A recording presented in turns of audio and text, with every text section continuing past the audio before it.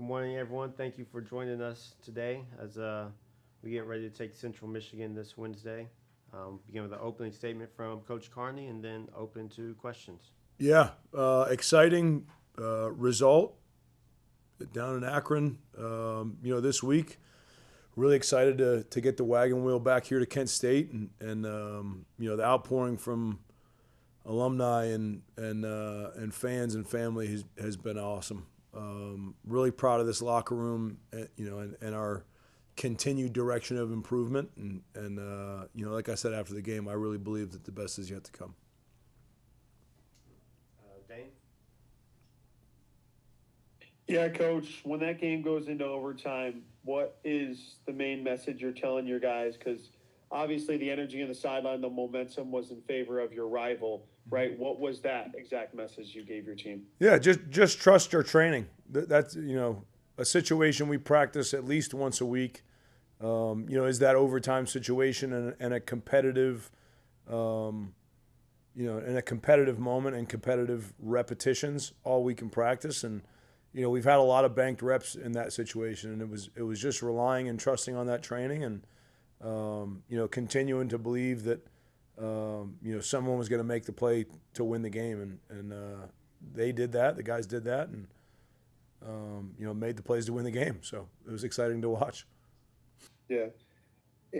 Ben Finley obviously threw for a handful of yards. You guys were very blitz heavy. Is that a philosophy that you're going matchup by matchup? Because I've seen ever since kind of the Oklahoma game, you guys have really started to bring the heat. Is that something you're trying to do every single game?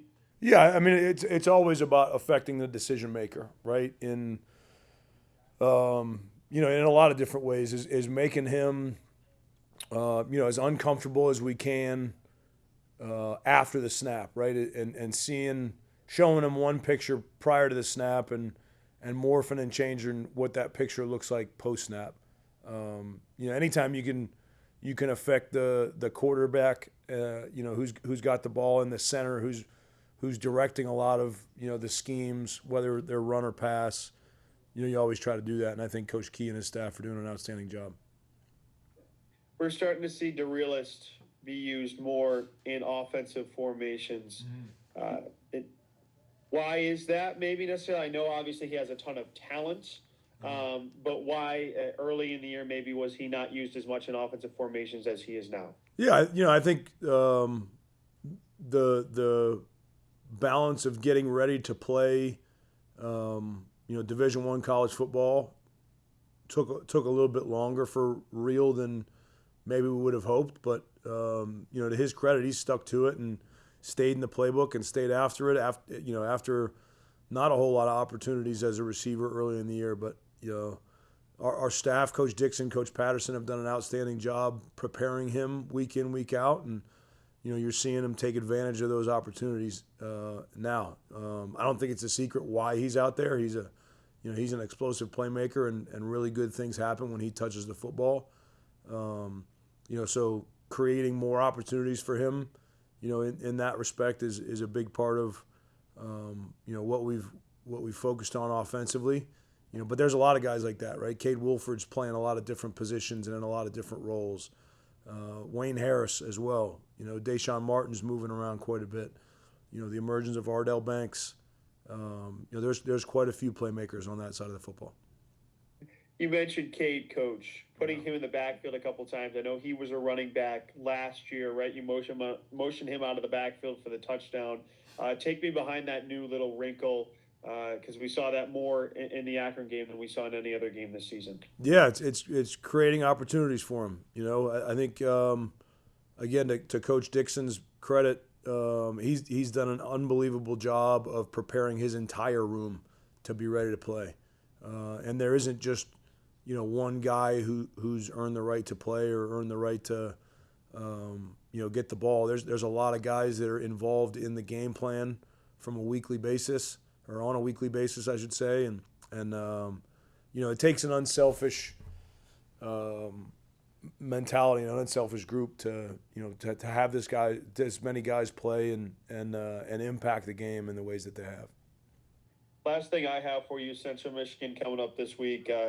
very unique kind of offense. Threw it more than they usually did last week against Buffalo. But what challenges do they present offensively?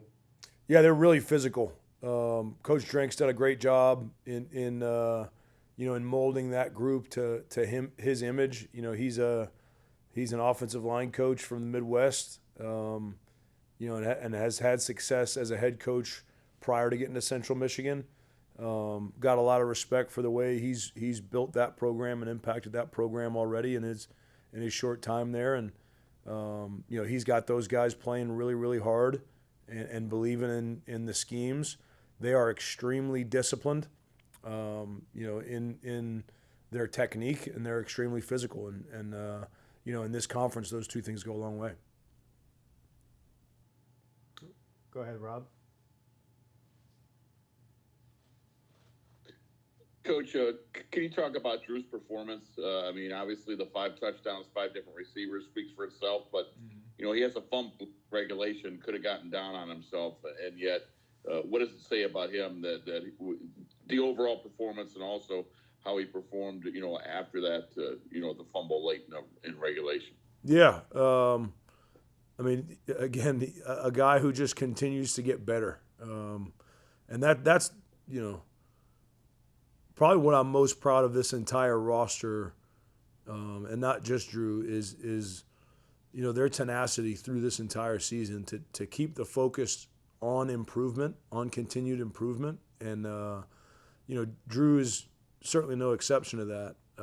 He's been through hard things in his life, whether it's on the football field or off. And, I think he relies on the lessons that he's learned throughout, his life to this point to stay grounded and humbled. And, I know we have a unique relationship, and I'm able to get tough on him when I need to be, and as is his high school coach, who texted him right after the game and reminded him about ball security. But man, so impressed with his operation from an efficiency standpoint. There was a lot of throws in that game that he made, having to hang in there against a rush and take a hit to deliver the throw. And he's growing up before our eyes. He's a special kid. On the offensive line, you moved Burrell and over to left guard, and you made that change to left guard and center. Do you anticipate that would be what you're going to do moving forward? And what was the reason for that? Yeah, Dusty, had an upper body issue that he was dealing with last week, and felt the best usage of him in the game was to be at guard. He's a guy who's played a bunch of different positions throughout his career here. He's comfortable, everywhere. And it's relying on him and honest feedback from him about where he is from a health perspective, on a day in, day out, week in, week out basis to make sure he's able to impact this team in the way he wants to and he's able to. Ashton provides some flexibility there, and that's been an added bonus for us, with a guy who's played both center and guard positions. Jackson Dunn is another guy who's developing in that role. So, still scratching and clawing every week on the offensive line. That's a resilient group, and there's been a lot of different changes there, and Coach Angel's doing an outstanding job with that group. But Dusty's flexibility, has been really, really unique for us. The special teams, start of the second half, Jared Kelly makes a tackle at midfield that maybe if he doesn't make, they may have gone touchdown on that. And, just how big was that play? And then also keeping them off the board on that drive after they had some momentum. They got the lead late in the second half or late in the second quarter. Can you just talk about Jared's play and maybe how big that whole drive was at keeping them off the board in the big picture? Yeah, for sure. No, I think, one, Jared, another guy who's gone through, and battled some crazy injuries, from a timing perspective and how it's impacted his ability to have an impact on this football team. Proud of his resilience. He's a guy who was really hurt to this point in the season, and credit to him. He could have moped, he could have pouted and hung his head, and he hasn't. He's just stayed the course and continued to work. And in that game, he got his chance to impact the game, and he did that on special teams. I thought their 2 kicks were unbelievably timed, and really well executed. Credit to those guys and that staff for those situational kicks there. Going back to the gold zone compete. When we execute that drill, when we compete that drill, obviously if the offense scores a touchdown, that's worth 6. If the defense gets a stop, we reward them with 6. When it does come down to a field goal situation, the offense gets 3, but the defense gets 4. Because, we're of the opinion that field goal kickers and kicks don't win games. You've got to convert plus territory opportunities offensively into touchdowns, right? And our defense has stood tall in a lot of those moments this season, and Tuesday night was no exception. I thought they were outstanding, in the gold zone a couple different times. But to keep them off the board when they did was critical, was huge. Yeah, I was just wondering if you could talk about Senior Day and the importance of sending these guys out the right way and some of your concerns about Central. Yeah. I think just, again, with Central, their physicality, they're playing really, really hot football right now, as good as anybody in our conference. Coach Drink and his staff have those guys believing, and they're playing really, really hard. They're playing together, on all phases of the game right now.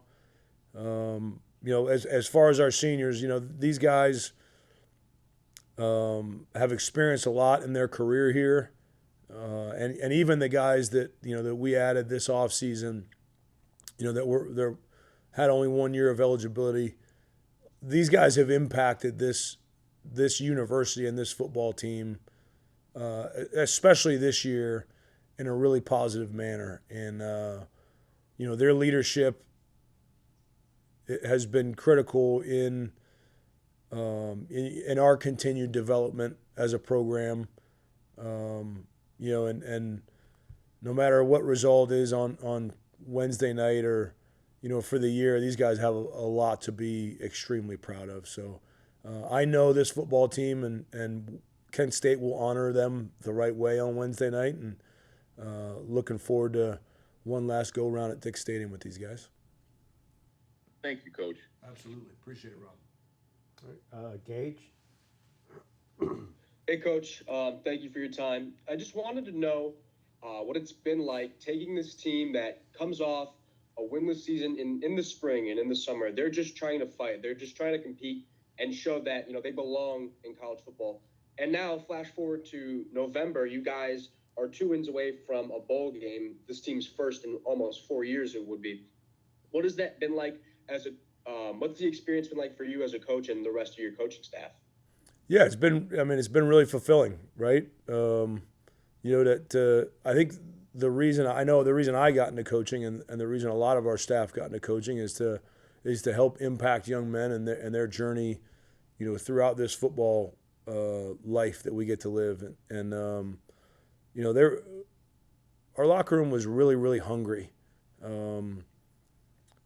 One, for success, and 2, to change the narrative about Kent State football.